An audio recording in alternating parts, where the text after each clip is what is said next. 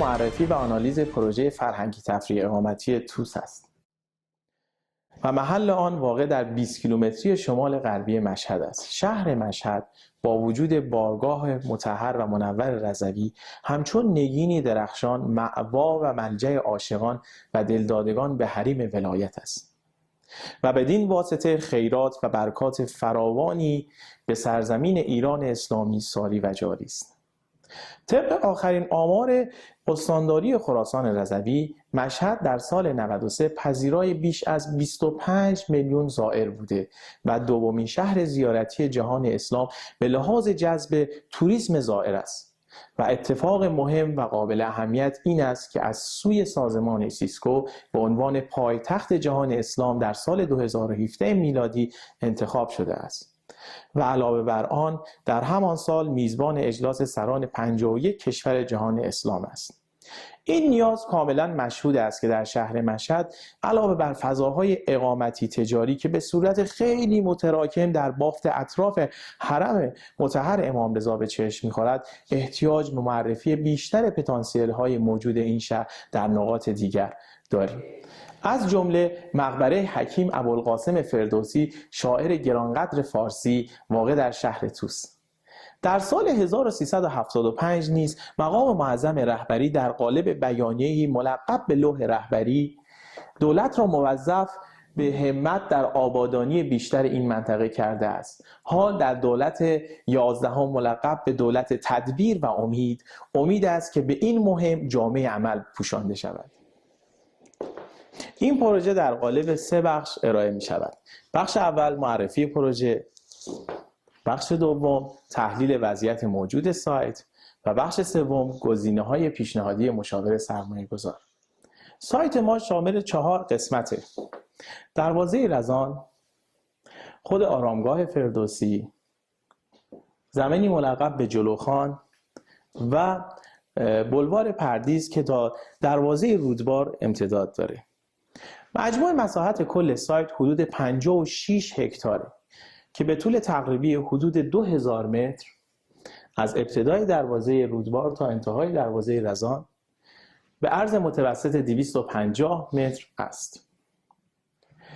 سایت ما همچنین در مجاورت 3 روستا قرار داره: روستای توس سفلا، روستای اسلامیه و روستای توس اولیا. طبق آمار به دست آمده از اداره محترم میراث فرهنگی، تعداد بازدید کنندگان از مجموعه فردوسی در سالهای اخیر از حدود 770,000 نفر در سال 88 به حدود 400,000 نفر در سال 93 رسیده است. یعنی حدود 1/2 کاهش پیدا کرده است که امید است با راهکارهای مناسب و زیرساختهای درست سرمایه‌گذاری این آمار سیر صعودی پیدا کند. حال اگر بخواهیم وضعیت موجود سایت را بررسی کنیم، سایت ما حدود 32,000 متر کفسازی که عموماً آسفالت، حدود 3500 متر پارکینگ، حدود 1100 متر ابنیه و حدود 30,000 متر فضای سبز به صورت غیر متراکم در سایت مشهود است. ابنیه موجود سایت شامل 2 گروه تاریخی و معاصر است. ابنیه تاریخی شامل ساختمان هارونیه، مسجد مدرسه دوره سلجوقی در مجاورت هارونیه و ساختمان ارگ حکومتی توس و همچنین حصار و دیوار قدیمی شهر توس که بقایای آن دور تا دور شهر توس را فرا گرفته. سایت شامل همچنین مقبره شاعرای معاصر، موزه مجاور هارونیه، سرویس‌های بهداشتی. این محوطه همچنین دارای باغچه‌بندی منظم، عمده سطوح کفسازی آسفالت شده، جداره باغچه‌ها از سنگ گرانیت و کلاً یک شیب نیم درصدی از سمت باغ اول به سمت جلوخان را داراست. مبلمان فعلی سایت شامل تعدادی نیمکت‌های سنگی، تابلوهای راهنمای فلزی و تیرپایه چراغ‌های پارکی و چند برج نور نیز میباشد. فضای سبز شامل درختان سوزنی برگ و پهپاد به صورت یک درمیان پوشش گیاهی بین باغچه‌هایی که از چمن پوشیده شده به چشم می‌خوره. در تحلیل و آسیب شناسی آنها به 3 دسته میتوان اشاره کرد: آسیب‌های کالبدی، آسیب‌های فرهنگی و آسیب‌های اجتماعی. آسیب‌های از جنس کالبدی در قسمت پوشش گیاهی با توجه به عکس توضیح داده می‌شود: خشکیدگی درختان وضع موجود، عدم رعایت فواصل کاشت، هجوم آفات گیاهی، وجود علف‌های هرز که به دلیل عدم زیرسازی مناسب در آسفالت محوطه دیده می‌شود، تخریب فضای سبز بر اثر عبور مرور مردم، عدم رعایت روش‌های صحیح آبیاری، استفاده از فضای سبز برای مشاغل مزاحم. در مورد وضعیت پارکینگ مجموعه باید گفت که پارکینگ مجموعه داره وضعیت مناسبی نیست. علائم مناسبی در پارکینگ نصب نشده. جایگاه پارک خودرو از مجموعه دور است. عوارضی که موجب سد معبر شده نیز در پارکینگ مجموعه به چشم می‌خورد. همچنین در مورد محوطه مجموعه میتوان گفت وضعیت مناسبی ندارد. یک سری فضاهای رها شده در محوطه مجموعه وجود دارد که تبدیل به زباله‌دانی شده. می شود به عدم نظافت و نگهداری محوطه اشاره کرد. پدیده وندالیسم در سایت مشهود است و به معنای تخریب محیطی و فرسودگی و از بین رفتن عناصر فیزیکی محوطه می باشد. عدم وجود مسیر خوانا و سازماندهی شده، کفسازی نامناسب محوطه، عدم شیب‌بندی مناسب در محوطه، بخشی از دیوار قدیمی اطراف سایت که تخریب شده، بافتی نامناسب که پیرامون سایت وجود دارد و منظر نامطلوب ساخته است. اهداف کلان پروژه: می توان اشاره به معرفی فردوسی به مراجعه کنندگان به خصوص زائرین توریست به منظور شناخت این شاعر گرانقدر و ارج نهادن به تلاش‌های ایشان در جهت حفظ فرهنگ ایرانی اسلامی، معرفی هرچه بیشتر ایشان به مردم جهان، قرار دادن مجموعه فردوسی به موازات مجموعه‌های اصلی مشهد در جهت استفاده زائرین محترم و توریست، افزایش زمان ماندگاری مراجعه کنندگان از حدود 1 ساعت به حداقل 1 روز در کل پروژه، ایجاد و تولید حدود 1000 فرصت شغلی مستقیم و تعداد زیادی به صورت غیر مستقیم در داخل و خارج مجموعه، افزایش و تولید درآمدزایی. با توجه به بازدیدهای میدانی صورت پذیرفته حوزه جلوخان و همچنین سایت شاهنامه و طبق مشاهدات عینی صورت گرفته شده، ساماندهی در طرح بر مبنای 3 عامل اقتصاد، نیاز و اعتبار شکل گرفته. 1. اقتصاد: جذب توریسم، اشتغالزایی در سطح منطقه. 2. در عامل نیاز، همانطور که در قبل اشاره شد، میتوان فضاهای پویا و مطلوب جهت سپری کردن اوقات فراغت زائرین و مجاورین رو در این مجموعه به وجود آورد. یکی از عوامل مهم در مسیر بازآفرینی طرح شناساندن عواملی همچون فرهنگ ایرانی، اصالت و غنای معماری ایرانی و همچنین پیشینه و قدمت گذشتگانمان را یادآوری نماییم تا بتوانیم از این طریق متذکر شویم که در سرزمینی زندگی می‌کنیم که سرشار از تمامی این عوامل باشد. در اینجا به بررسی تأثیرات محیطی اقلیمی و جغرافیایی در سایت اشاره خواهیم داشت. ابتدا دسترسی‌های سایت. با توجه به محور قرارگیری سایت در راستای شمال و جنوب، از شمال به وسیله اتوبان مشهد باغچه و از جنوب به وسیله بولوار شاهنامه سایت ما قابل دسترسی است. آلودگی‌های صوتی.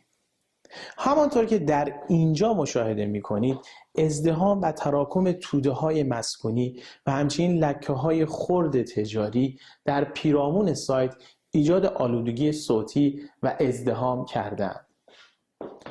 در ابتدا و قبل از اعمال کردن تأثیرات اقلیمی، جانمایی اکثر کاربری‌ها در راستای محورهای شمالی، جنوبی، شرقی، غربی می باشد.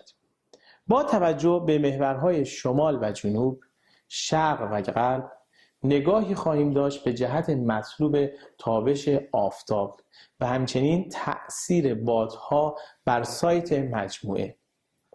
پس از برخورد با عوامل آب و هوایی و به دلیل همساز شدن با شرایط اقلیمی، تغییراتی در لکه‌گذاری‌ها به وجود می‌آید که بدین شرح میباشد. دید مطلوب و نامطلوب پروژه. فی الواقع کریدور منزل به طور مطلوب موجود نمی باشد و یکی از اهداف طراحی ایجاد دید مطلوب از درون به بیرون و بالعکس از بیرون به درون پروژه است. جهت نورگیری پروژه به جهت بهره‌گیری توده ها از نور مطلوب که از جبهه شرقی به سمت جنوب در حال تابش است، جهتگیری کلی در تمام لکه‌گذاری ها در جهت شمال شرقی به جنوب غربی می باشد که بدین طریق بتوان بیشترین میزان درگیری جداره ها را با جبهه تابشی ایجاد نمود. لازم به ذکر است توجه به میزان شدت تابش و همچنین عدم وجود سطوح سایه انداز بر روی یکدیگر میتوان به منظور بهره‌گیری از انرژی تابشی و تبدیل آن به انرژی الکتریکی از صفحات فوتوولتائیک با زاویه مناسب نسبت به خورشید و به سطح افق استفاده نمود. جهت وزش باد سرد زمستانی نسبت به پروژه. با توجه به جهت وزش باد نامطلوب از سوی جبهه غربی مجموعه، چیدمان لکه ها به صورتی می باشد که کمترین سطح از جداره ها با وزش بادهای نامطلوب برخورد کند. البته استفاده از کمربند سبز، تیغه های بادشکن و همچنین توربین های بادی روش های مناسبی می باشد که می توان از این طریق باد نامطلوب را به وضعی بهینه کنترل نمود. با توجه به مبانی نظری، نقطه ابتدا و انتهای پروژه که بین دو نقطه آرامگاه فردوسی و دروازه رودبار واقع شده است، روندی سلسله مراتبی بر پروژه حاکم است که سیر تکاملی از معماری سنتی به معماری مدرن و بالعکس را به نمایش می‌گذارد که این خود به معنای بازآوری عناصر اصلی معماری ایرانی به سبکی نو در طراحی مدرن میباشد. رویارویی و تقابل خطوط صاف و منطقی مدرن با طاق آهنگ‌های نوازشگرایانه ایرانی در این حوزه نوای خوشی از معماری ایرانی را در گوش و دل طنین می‌اندازد. مفصل میانی و محل تلاقی در حوزه سنتی و مدرن در قالب محوری مرکزی که به صورت تلفیقی از دو حوزه ذکر شده می باشد در نظر گرفته شده است. روند چیدمانی کاربری‌ها از ابتدا تا انتها بر اساس رسیدن از محتوا به معنا می باشد. البته جانمایی لکه‌گذاری‌ها با توجه به گمانه‌زنی‌هایی که در نقاط مختلف سایت انجام شده صورت گرفته. لکه‌های زرد رنگ در لایه‌های زیرین دارای بقایای تاریخی می باشد و بدین منظور اکثر کاربری‌های اختصاص یافته به این حوزه در سطح رویین سایت امتداد پیدا کرده که کاربری‌های از قبیل باغ مشاهیر، سایت موزه و کاربری‌های دیگری از این نظیر می باشد. و اما لکه های بنفش رنگ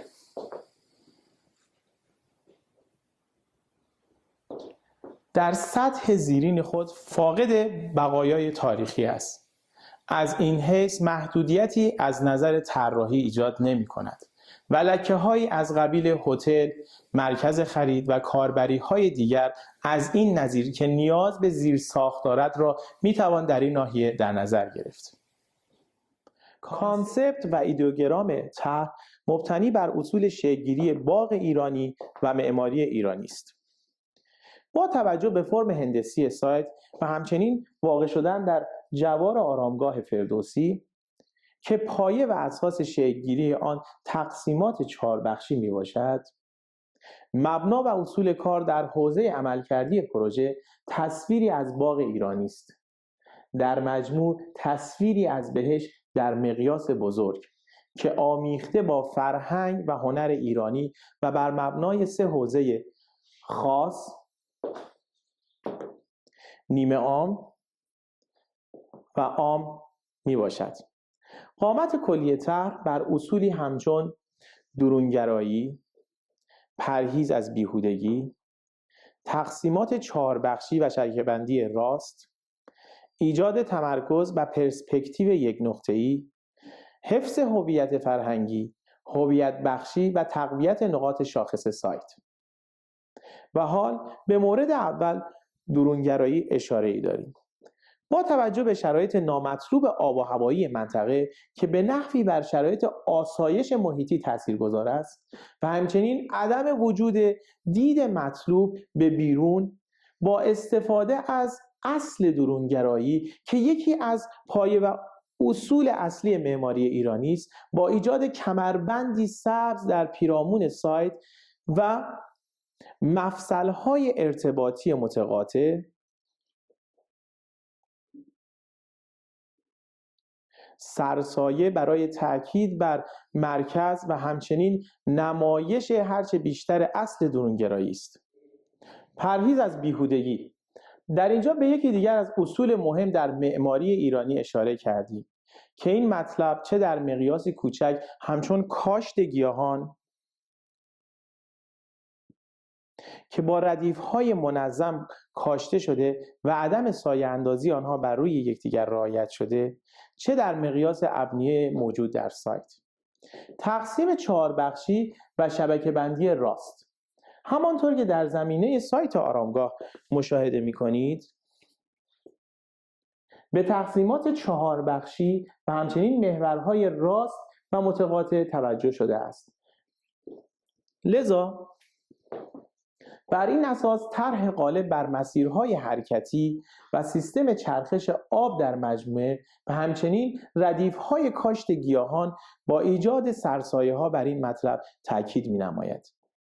ایجاد تمرکز و پرسپکتیو یک نقطه‌ای با به وجود آوردن گشایش در آکس اصلی پروژه و تقویت کریدور دید به سمت فردوسی به واسطه حضور عناصر بصری در منظر و همچنین معماری، حفظ هویت فرهنگی، هویت بخشی و تقویت نقاط شاخص سایت، تعبیه فیلتر شناختی میان آرامگاه فردوسی و سایت مجموعه به جهت آماده سازی ذهن مخاطب در بدو ورود و رعایت سلسله مراتب با ایجاد هماهنگی. همچنین با توجه به قرارگیری بنای هارونیه و چندین لکه تاریخی در نقاط مختلف سایت، سلسله مراتب طراحی بدین صورت شکل پذیرفته است که میتوان برای حوزه‌های تاریخی و هنری موجود در لایه‌های رویین مصطبه‌هایی در نظر گرفت که در خدمت همان کاربری باشد تا ضمن تعریف هرچه بیشتر آن اثر تاریخی گامی باشد در جهت شناخت هرچه بیشتر به مخاطبین آن حوزه. کلیت پروژه به لحاظ سیرکولاسیون و عملکرد بر مبنای 6 لایه تعریف شده که بدین شرح می باشد. لایه اول، لایه بیرونی. لایه دوم، سیرکولاسیون حرکتی جانبی. لایه سوم، سیرکولاسیون حرکتی داخلی. لایه چهارم، لایه نشست کاربری‌های اصلی. لایه پنجم، لایه فضای سبز. و لایه ششم، لایه فضاهای خدماتی و حرکتی. بخش‌بندی پروژه فی‌الواقع در 6 قسمت دیده شده است.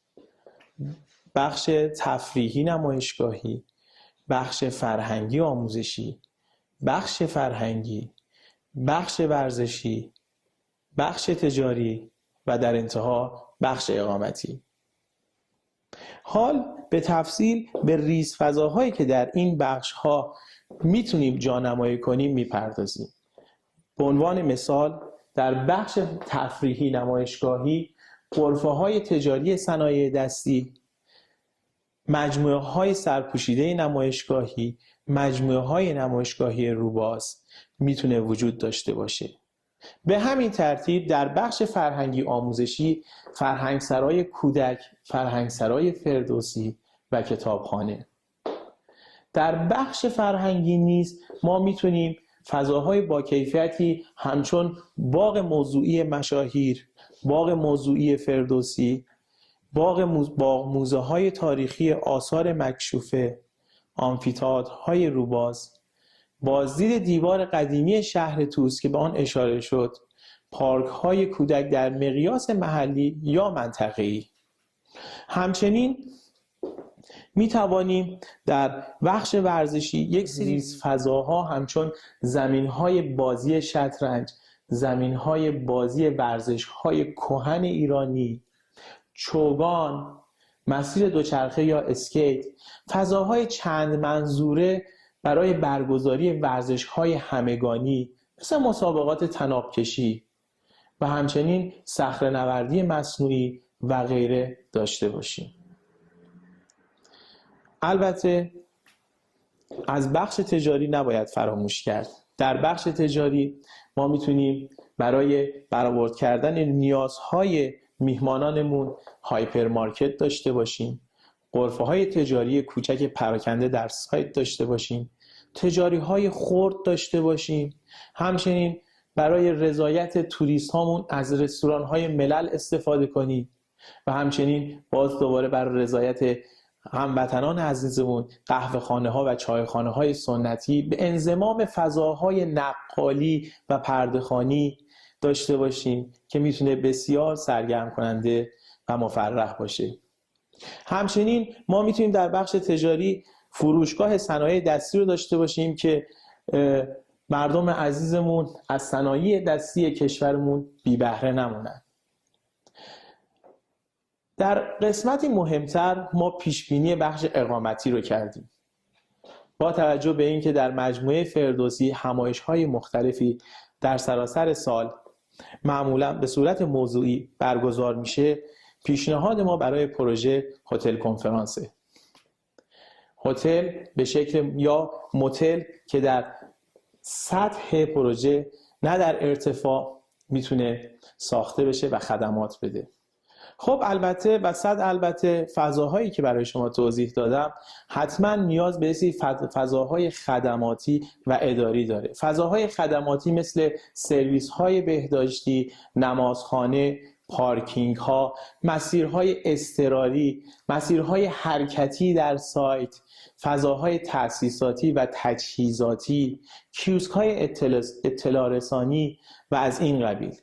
فضاهای اداری همچون مدیریت، نگهبانی، کنترل و یا BMS، ساختمان بحران مثل ساختمان آتش نشانی، ساختمان خدمات درمانی نیز جزء لاینفک پروژه ما است.